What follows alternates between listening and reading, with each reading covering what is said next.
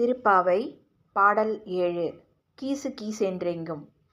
கீசு கீசென்றெங்கும் ஆனைச்சாத்தான் கலந்து பேசின பேச்சரவம் கேட்டிலையோ பேய்ப்பெண்ணே.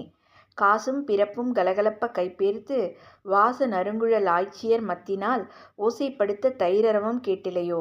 நாயக பெண் பிள்ளாய் நாராயணன் மூர்த்தி கேசவனைப் பாடவும் நீ கேட்டே கிடத்தியோ தேசமுடையாய் திரவேலோர் எம்பாவாய்.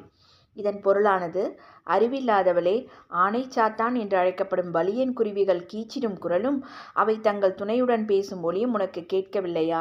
வாசனை மிக்க கூந்தலையுடைய ஆய்குலப் பெண்கள் மத்து கொண்டு தயிர் கடையும் ஓசையும், அப்பொழுது அவர்களது கழுத்தில் அணிந்துள்ள அச்சு தாலியும் ஆமை தாலியும் இணைந்து ஒலி எழுப்புவது இன்னுமா கேட்கவில்லை? எல்லோருக்கும் தலைமையேற்று அழைத்து செல்வதாக சொன்ன பெண்ணே, நாங்கள் நாராயணனான கேசவனை புகழ்ந்து பாடுவது உன் காதில் கேட்டும் உறங்கும் மர்மம் என்ன? பிரகாசமான முகத்தை கொண்டவளே, உன் வீட்டு கதவை திற. பெருமாளுக்கு பல திருநாமங்கள் உண்டு.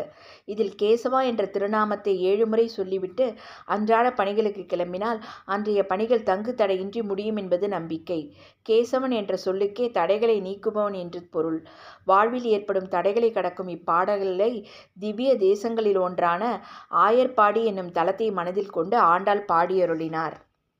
நன்றி.